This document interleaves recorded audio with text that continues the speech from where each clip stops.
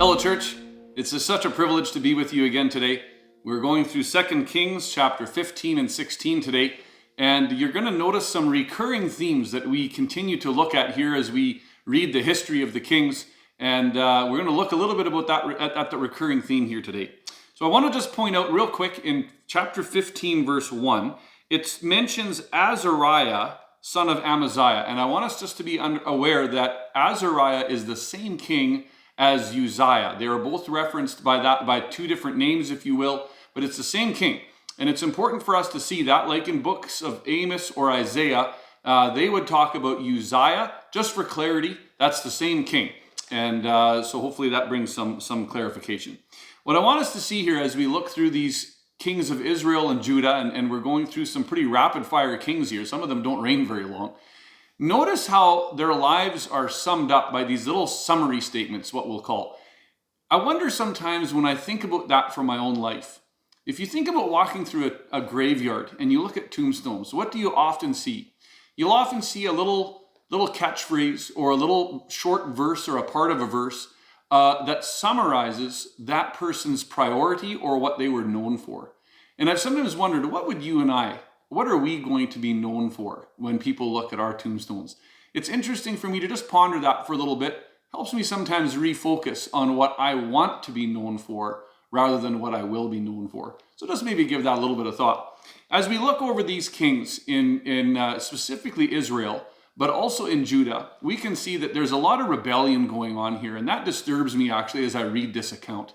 And when I think about that, I think about this verse in Proverbs 28 verse 2, which says, when a country is rebellious, it has many rulers, but a man of understanding and knowledge maintains order.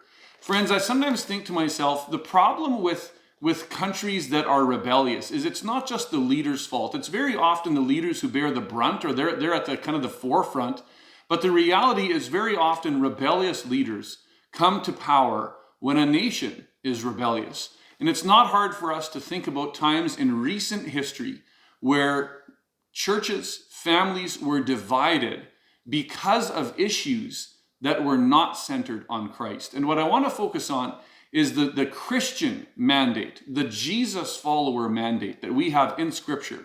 Places like Romans 14, 1 Corinthians 10, Philippians 2, Paul exhorts us to make every effort to walk in mutual peace and edification with each other. Have we ever considered why that is such an important command in Scripture?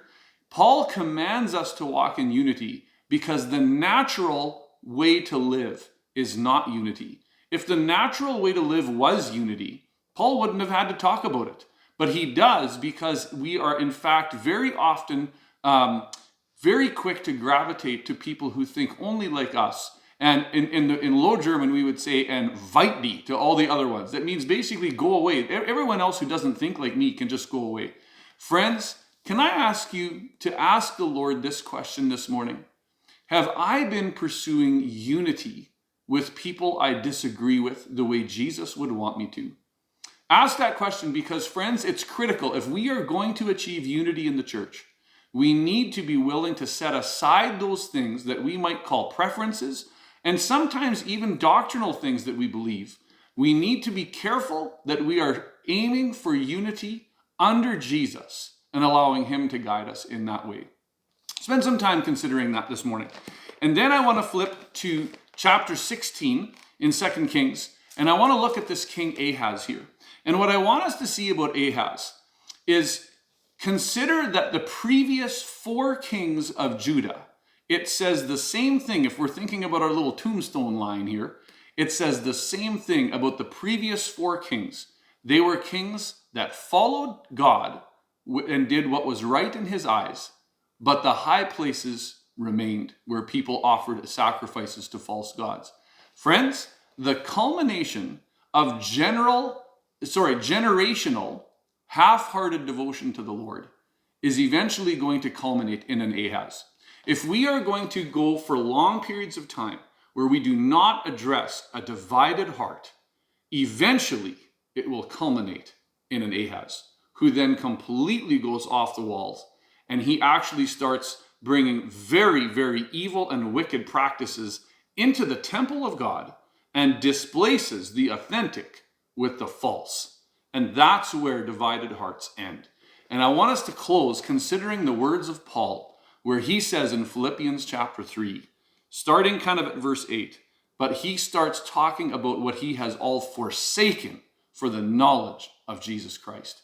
And he says things like, I consider everything a loss compared to the surpassing greatness of knowing Christ Jesus. He says, I consider all things rubbish that I might gain Christ. He says, not that I have not obtained already, but I do one thing, forgetting what's behind and pressing toward what's ahead. Friends, Paul did not allow half-hearted living to interfere with his goal of knowing Jesus. And so I want to close with this question. Lord, are there any distractions in my life that are leading to half-hearted devotion to you? Church, as we consider those questions, let the Holy Spirit speak to you, identify those things in your lives, and then live wholeheartedly for him today.